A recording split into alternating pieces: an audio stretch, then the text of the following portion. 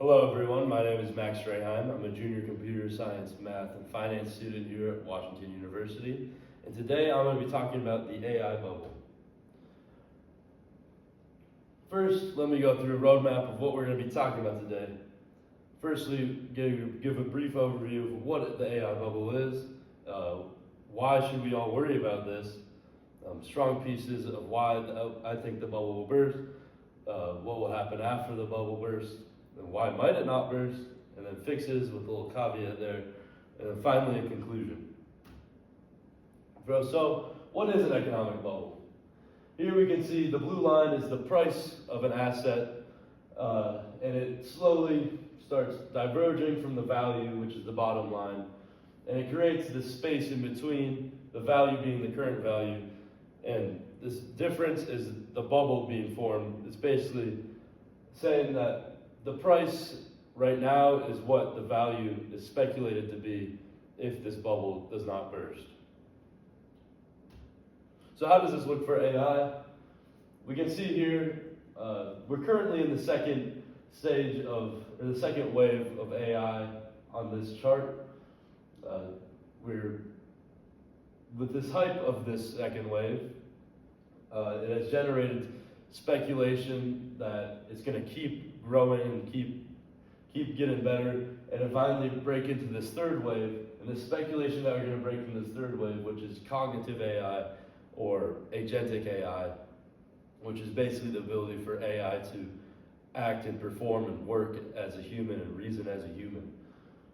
This speculation that we're going to get there is leading to overinvestment in AI, and as we can see here, this is the chart of the S&P 500, and in current years it has been going parabolic, and this is directly because of AI, as we'll see in the next slide. But first, why does this matter to you? It's because the whole economy is involved in this. Retirements, funds, pensions, really any investor's portfolio, if they're being smart, for the past however many years, will be tied up to the market. And if this bubble bursts, this AI bubble bursts, it will destroy all of those. And also the job market is heavily tied to the market as a whole. If companies' valuations are high, they're going to start spending more money, and which will create more job openings. And then, if we look here at the S&P 500, we look at its top 10 holdings, and it's heavily concentrated into these top 10 holdings, and it's almost 40%, which is basically unheard of. And we see within these top 10 holdings, NVIDIA, which is the biggest one, Microsoft, Broadcom, Google, Tesla, Meta, and then even Apple and Amazon too, a good amount, are heavily invested in AI. Meaning that there's direct correlation to how AI is doing with how the market's doing. And why do I believe it will burst? Firstly, as that heavy market concentration I was talking about, it is creating an economic facade. If we look back in 2001, 2008, at this consumer spending index, which is basically consumers' confidence in the economy, we can see that it took small dips, but nothing really too crazy happened. But then when we look at today, it is basically at the lowest it's ever been, which is really scary to think about, because in 2001, 2008, if you don't know, were two big economic recessions with the dot-com bubble and the housing market crash. And then also, we're looking here, on the top line, we see all of consumer spending as a percentage to the GDP. And on the bottom line here, we have the AI industrial spending into AI growth. And we can see here, for the first time since AI really boomed in 22, that it has actually, the AI spending has surpassed consumer spending, meaning that there's more money going into AI spending than the whole consumers as a whole are spending on anything in the market. And then second, the AI infrastructure spending itself is quite fishy. I want to point out these two lines here that I've highlighted in this paragraph.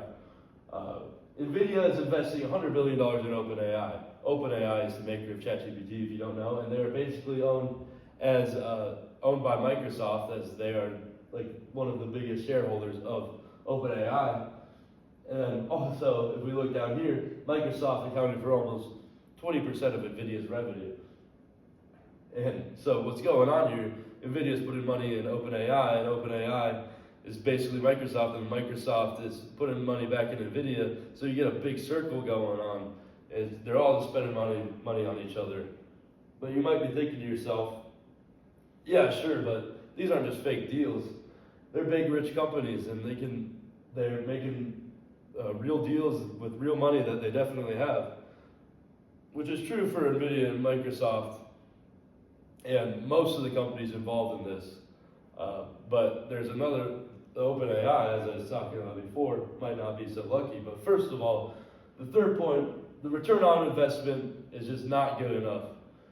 These companies are putting so much money and so much effort into making this AI infrastructure grow and making their products good, but they're not getting any really money from it. The revenues just aren't there.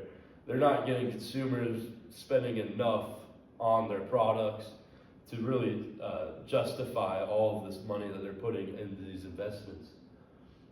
But so, who needs the revenue the most within these companies? And that would bring me back to the OpenAI. OpenAI is really kind of the center of AI growth right now, or it has been in the past. Google is kind of picking it up too right now. But OpenAI has 800 million users, really big. 13 billion in revenue, that's a big number, right? 70% from consumers. You're getting consumers involved. They're making awesome deals with everyone. However, all those awesome deals come with a price, and that price is $1 trillion. They are a $500 billion company who makes $13 billion a year, and they have $1 trillion at least in deals outstanding with all these big companies. So they're going to need a way to figure out to get this money going, get it bringing in, so they can end up paying this back to these companies. Because if not, they're going to go under, and these companies are going to put all this money into AI, and it's all going to explode if OpenAI does not figure out a way to improve AI and get some monetization. And then also, I want to point out they're the only private company, which, this is all speculation right now, but there's been some rumblings recently that there might be something fishy going on with how they're doing their auditing and keeping their books, but that's pure speculation. But I wanted to point it out. And then finally, the infrastructure themselves have issues. All the money that they're piling into these new data centers, they're really exploding the infrastructure for AI. It's gonna help AI, right? All this spending. But it turns out that might not be the case. Because if we think about AI growth, and if it stalls, then what's going to go on with the money that they're already spending on all these data centers? It's going to be wasted. Investors are going to be pissed with all this wasted money. They're going to pull out, valuations are going to drop, and then pop, the bubble bursts. And then I also want to point out the energy expenditure of AI and how energy infrastructure might not be able to satisfy the needs of agentic AI if it already comes out. Generative AI already requires a massive amount of energy. As we see here, in 2022, when generative AI really started picking up, energy prices have only gone up and up and up. And consumers don't want that, and these companies definitely don't want that either, because they're going to be spending more on all the energy they need in these new data centers. And so that needs to be solved as well. And what would happen if it does burst? The whole economy would go down, as we know. Pensions, retirements, they're going to get demolished. Job market's demolished. It's going to be a big recession. Then what would cause it not to burst? Agentic AI is discovered, and it becomes highly monetizable. And then also, government is able to get energy infrastructure going, or these companies can figure it out themselves, but I feel like the government would have to start implying some laws. You know, nuclear is one of those big words out there that would probably need to get going. And without those two, I don't think it will happen. And then we get into fixes, ... I think it'll be 2008, 2009 all over again. It's gonna be the housing market crash all over again, except not the actual housing market crash. We're gonna need the government bailouts, which means this guy and this guy, if they're still in term when this happens, they're gonna have to come together, set their differences aside, and figure out a way to bail out all these AI companies and get the market, give the market sort of a safe net. But as we know, in 08 and 09, the government bailed out some banks. A lot of banks still went bankrupt, and the market still went into the gutter, and it took a long time to recover. Current state, I want to point out, it's quite interesting and quite scary. NVIDIA recently posted their most recent earnings, and they actually ended up beating it. This was just a couple weeks ago. They had great earnings, and look at what happened to the market. NVIDIA, Google, Amazon, Microsoft, Meta, they all went down, even after NVIDIA's earnings were good. This really shows how fragile the market is right now. Because imagine what would happen if NVIDIA's earnings were not good. And finally, AI advancement, to me, is still very interesting, and I hope it actually does start benefiting the world. But I just don't believe right now that the infrastructure is sustainable, and I don't believe that the investment cycle is sustainable. The money right there just isn't there yet. Like, consumers aren't really spending on it, and the current economy is just leaning way too much into it. And these will all cause the hype to diminish, and the AI bubble will pop, causing major economic harm. And then there's a lot more to talk about all of this, and there's a lot more depth to go into, which I'm going to get into in my final research project, which will be more geared to people that already have a good basic knowledge of this whole situation. And yeah, thank you. And questions?